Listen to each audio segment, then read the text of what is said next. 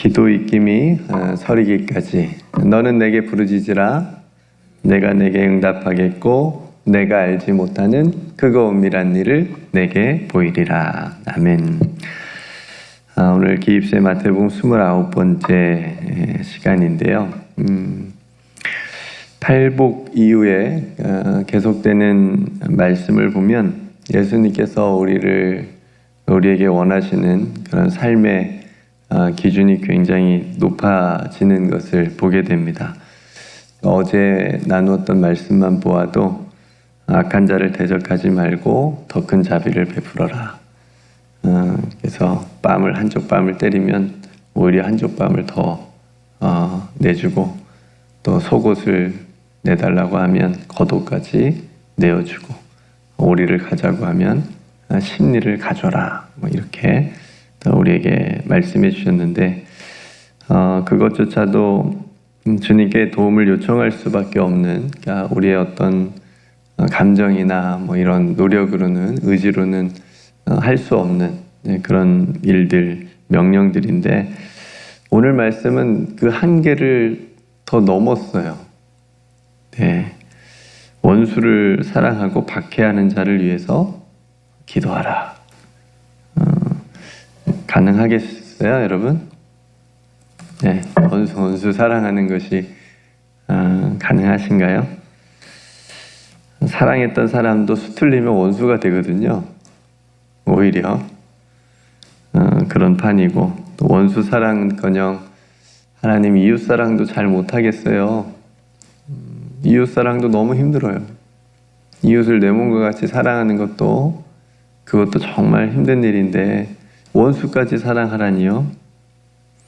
이웃 사랑은커녕 가족 사랑도 힘든 정말 연약한 우리들인데 어떻게 원수를 사랑하고 또 우리를 박해하는 자를 위해서 기도까지 하시라니요? 그렇다고 극악무도한 정말 용서할 수 없는 그런 사람들이 있잖아요. 그런 범죄를 저지른 그런 살인자들까지도 무조건 사랑하라는 말씀은 아닐 것 같아요. 그러면 사회 질서와 정의가 무너질 테니까 그런 사람들까지도 내가 당신 용서할게, 이제 다시 당신 괜찮아, 이렇게 사회가 돼버리면 이제 무너지니까 그런 것 같진 않고, 그럼에도 불구하고 예수님께서 도대체 우리에게 실현 불가능한 것 같은 이러한 명령을 왜 하시는 것일까? 그렇다면 일단 지금 예수님의 이 말씀을 듣는 사람들에게 원수는 누굴까요? 여러분들한테는 안 물어볼게요. 여러분들의 원수는 누군지는 안 물어볼게요. 이 사람들에게 지금 박해하는 사람들은 누굴까요? 아마도 자신들을 식민 통치하고 있는 로마 제국일 수도 있고, 그죠? 우리가 일제 치하에 살았던 사람들에게는 원수가 일본 사람들이었겠죠. 이제 그런 거와 마찬가지로 지금 이 당시 사람들에게, 예수님 당시 사람들에게 로마 제국이 그렇게 핍박하고 또 박해하는 위치에 있었으니까 로마 제국일 수도 있고요. 그리고 대부분 유대인들이라고 가정을 한다면 이방인들도 아마 그 안에 포함이 되어 있을 수도 있습니다. 어쨌든 자신들의 원수를 사랑하고 박해하는 자들을 위해서 기도하는 일은 이 당시 예수님의 말씀을 듣는 사람들도 쉽지 않았을 거예요. 어떻게 할 수 있을까? 이렇게 생각을 했을 거라 생각이 되어집니다. 어제도 플랜 A라고 하는 영화를 여러분들에게 말씀 중에 잠깐 소개를 했었습니다. 실화를 바탕으로 하는 유대인들의 복수 이야기의 영화인데요. 오늘 본문과 관련해서 영화를 짧게 한 편 여러분들과 나누고 싶습니다. 바로 밀양이라고 하는 영화인데 혹시 보신 분 계실지 모르겠습니다. 한국에서는 꽤 유명한 영화인데 이 영화는 소설을 영화로 만든 거예요. 소설을 영화로 만든 건데 영화 시작이 어떻게 되냐면 여주인공이 전도연 씨인데 연기를 너무 잘했어요. 전도연 씨가 남편을 교통사고로 잃습니다. 그리고 나서 하나밖에 없는 아들과 함께 남편의 고향인 밀양으로 내려와서 살게 됩니다. 근데 이제 어린 아들을 데리고 혼자 이 여인이 살게 되니까 사람들이 또 무시할까봐 무시당하지 않으려고 돈 있는 척을 좀 해요. 어디 뭐 땅도 집도 사러 이렇게 보러 다니는 것처럼 그렇게 자신에게 돈이 있는 것처럼 그렇게 좀 행세를 합니다.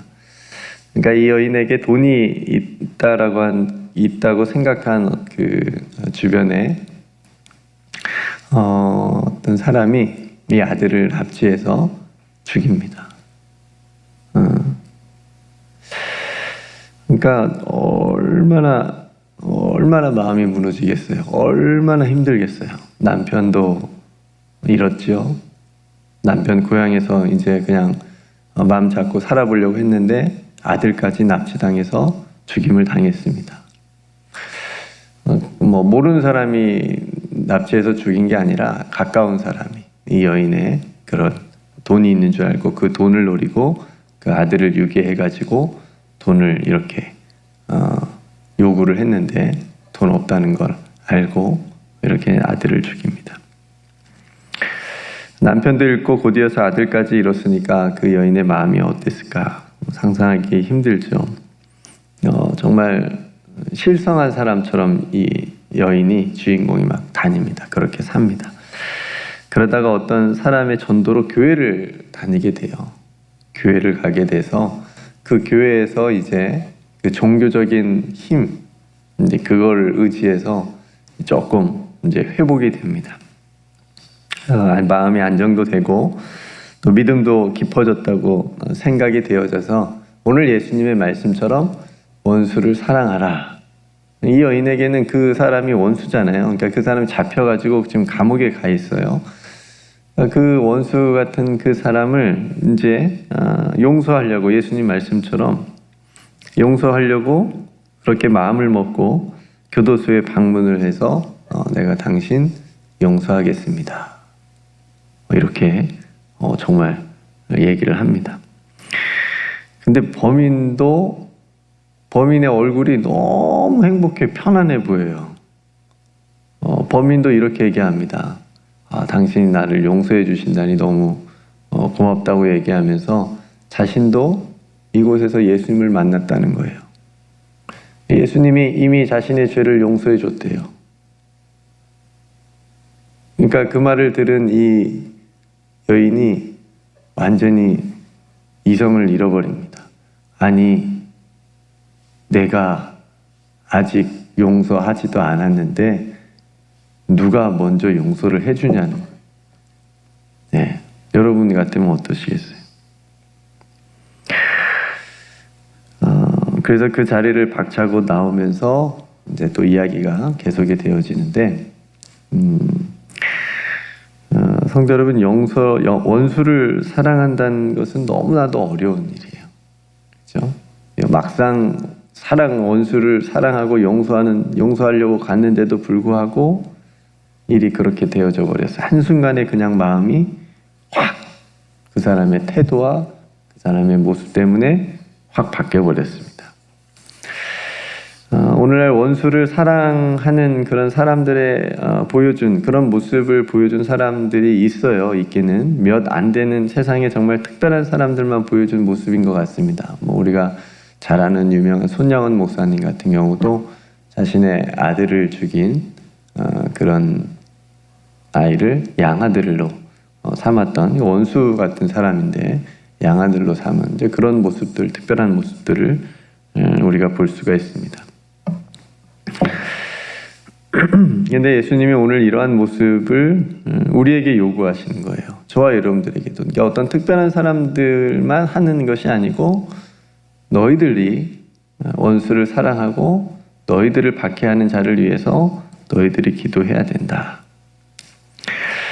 근데 만약 살아가면서 정말 용서할 수 없는 원수가 있는데 나를 박해하는 사람이 있는데 용서할 수 없어 마음에.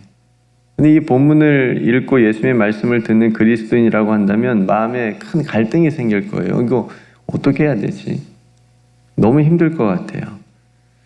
아니 도대체 어떻게 원수를 사랑하라고까지 하시는지, 그리고 박해하는 자를 위해서 기도까지 하라고 하시는지 아마 용납할 수 없을지도 모르겠습니다. 성도 여러분, 우리가 스스로 안 된다고 하는 그 한계를 정해놓으면 안 돼요. 어떤 신앙에 있어서 우선은. 네. 그러니까 오늘 예수님께서 늘 시작하시면서 하는 말씀이 너희가 들었으나예요. 너희가 들었으니까 예전에 너희가 이런 말씀을 들어서 너희가 그 말씀대로 살아왔으나 나는 너희에게 이렇게 말한다. 그러니까 오늘 말씀도 원수 갚음이 아니라 이제 새로운 삶의 사랑의 삶의 방식을 요구하시는 거예요. 너희가 예전에 그런 말씀을 들어서 그렇게 살아왔으나 이제는 내가 너희에게 말하니 이렇게 살아야 된다. 새롭게 살아야 된다라고 말씀해 주시는 거예요. 그리고 그런 모습들은 다 예수님께서 우리에게 보여주신 모습들이에요. 오늘 말씀도 그런 모습이 예수님께서 보여주신 모습입니다. 예수님께서 십자가 위에서 원수와 같은 우리들을 위해서 용서해 주셨죠. 그리고 사랑해 주셨고 자기신을 조롱하고 박해하는 자들을 위해서 기도해 주셨습니다. 그래서 십자가 위에서 가상 7원이라고 하는 7마디를 하셨는데 그 중에 한 마디가 저들의 죄를 용서하여 주옵소서입니다. 스데반 집사님도 돌에 맞아 죽어가는 그 순간에도 자신에게 돌을 던지는 사람들을 위해서 기도하셨죠. 저들의 죄를 그들에게 돌리지 마옵소서. 그러니까 원수를 미워하는 마음이 아니고 원수를 사랑하고 오늘 주님 말씀처럼 자신을 박해하는 자들을 위해서 기도하시는 모습을 친히 우리에게 보여주신 거예요. 그러니까 성도 여러분, 우리가 이 모습을 기억을 해야 되는 거예요. 오늘 말씀을 떠올리면서 말씀을 볼 때는, 그러니까 우리 예수님께서도 원수 되었던 우리를 구원하시기 위해서 십자가에 못 박히셨고 또 우리를 위해서 기도해 주셨고 하나님의 사랑을 보여주셨다라고 하는 것을 우리가 기억을 해야 됩니다.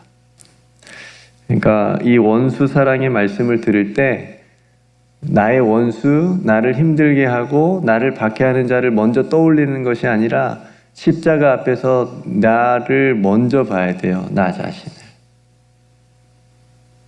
왜요? 우리가 하나님의 원수되었던 사람들이었으니까.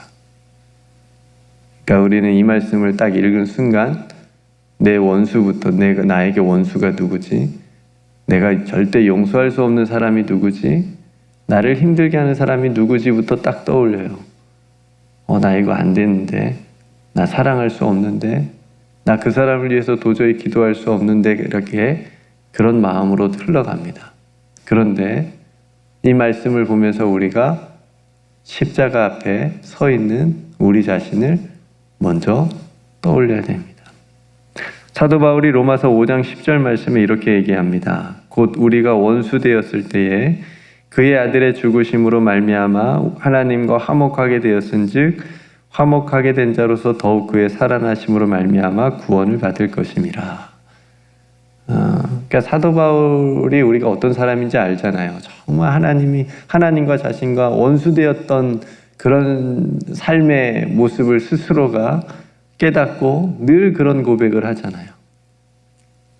자신이 죄인이고 죄인 중에 괴수고, 그런데 예수 그리스도를 통해서 자신이 구원받았다라고 하는 그 놀라운 은혜의 감격을 계속해서 잊지 않고 편지들을 통해서 계속 그 은혜들을 표현하는 것을 보게 됩니다.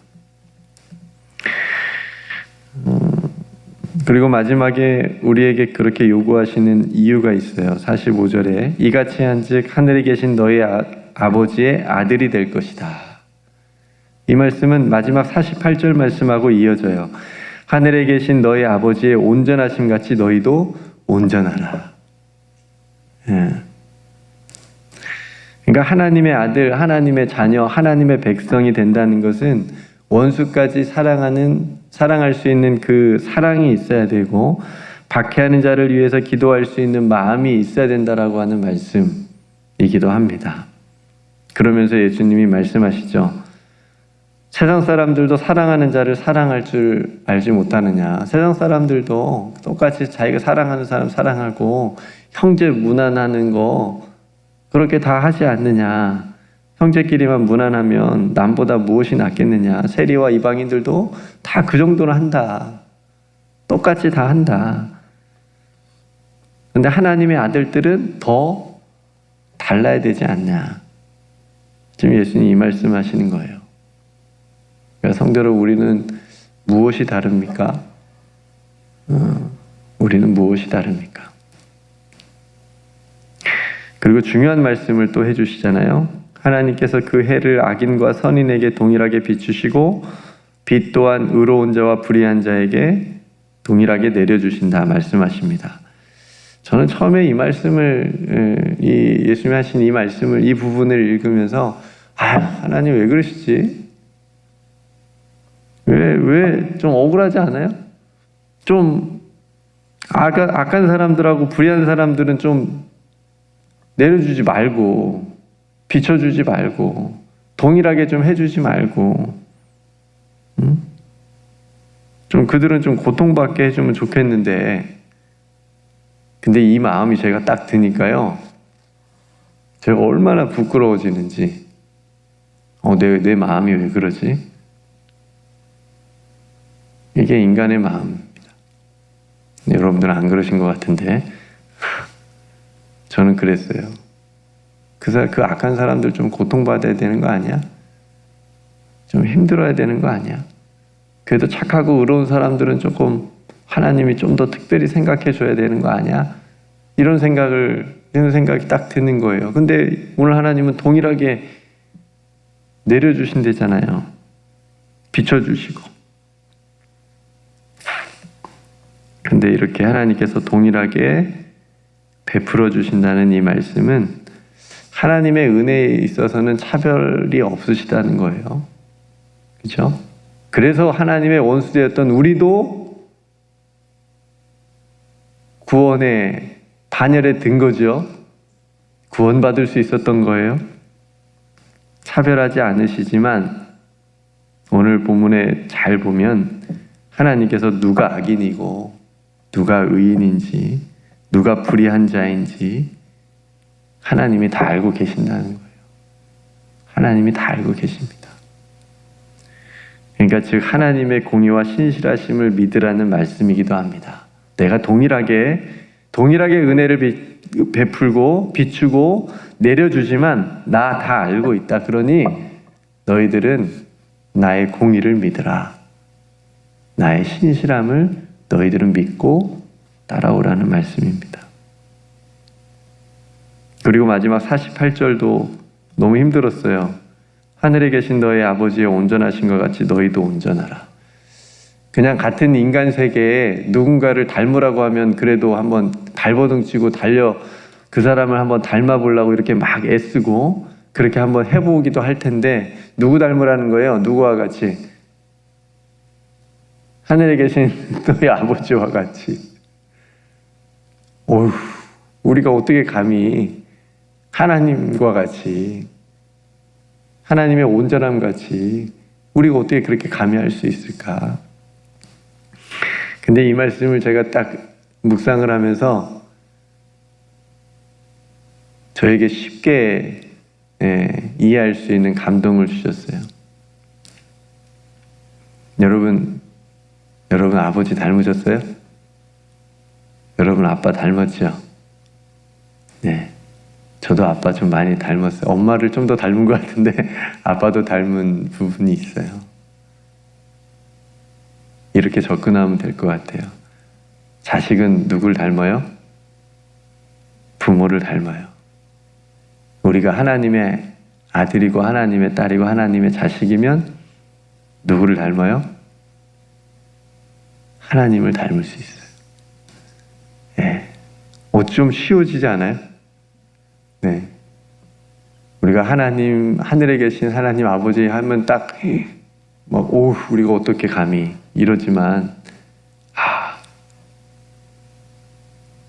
우리가 하나님의 자녀다라고 믿고 그렇게 접근하면 당연하지. 제 아들이 하는 거 보면 꼭 어렸을 때 저를 닮았어요. 그래서 뭐라고 못하겠어요. 저도 한 게 있어갖고 왜 이렇게 얘가 나를 닮았는지. 역시 자식은 아빠를 닮는구나, 그런 생각을 하게 됩니다. 우리도 마찬가지예요. 하나님의 자녀니까 당연히 우리 아버지이신 하나님을 닮는 거예요. 닮아야 되는 거예요. 그죠? 하나님의 오늘 뭘 닮으라고요? 온전하심. 하나님의 온전하심 같이 너희도 온전하라. 자식이 아버지 닮는 거 자연스러운 거잖아요. 예.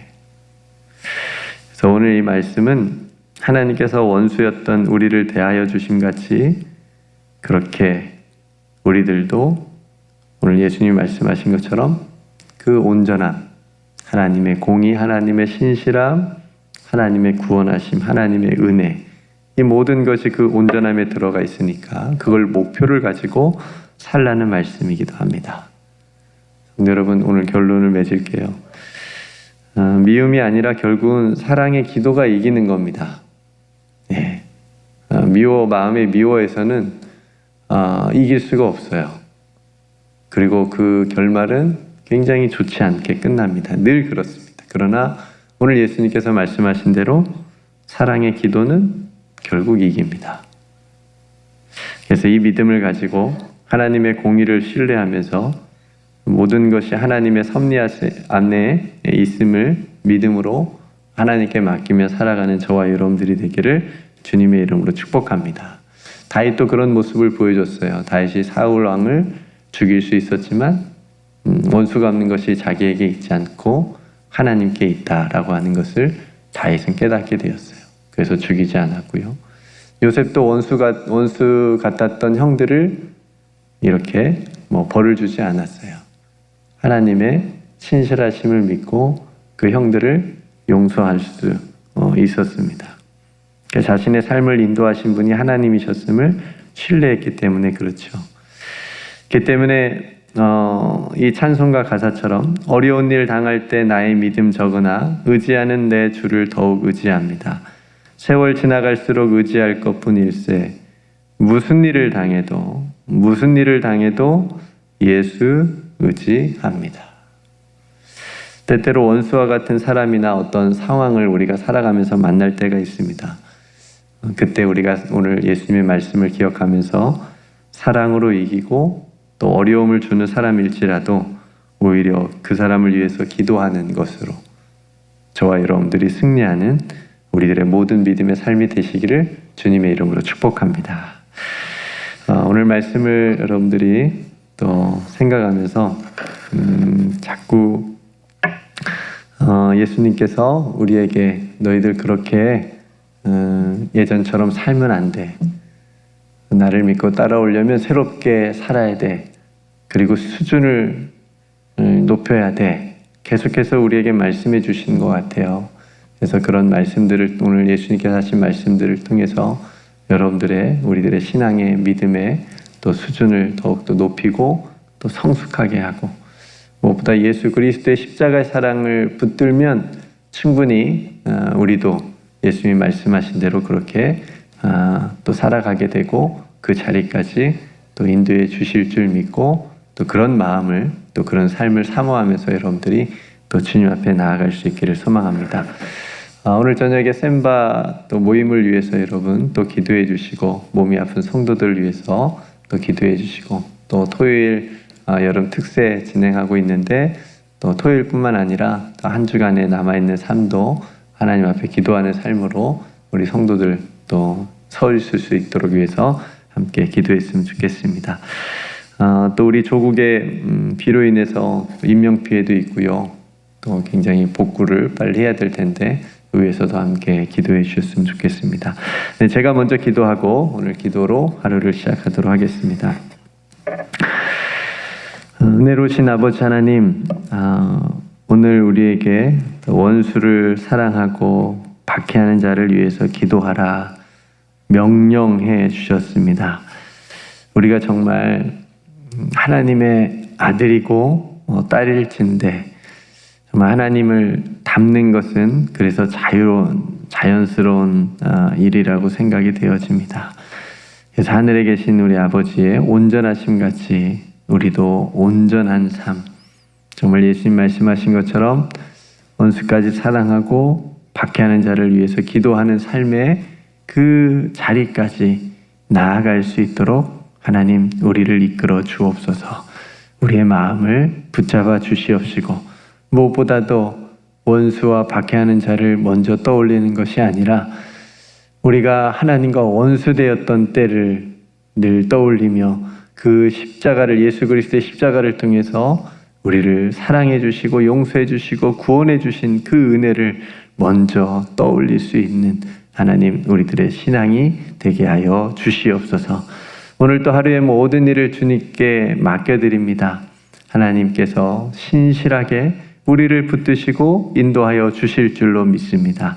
사랑하는 성도들, 오늘 또 그 어디에 있든지 그 모든 삶의 자리에 우리 주님께서 동행하여 주시옵소서.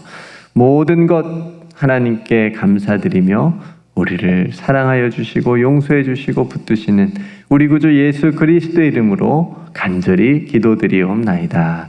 아멘.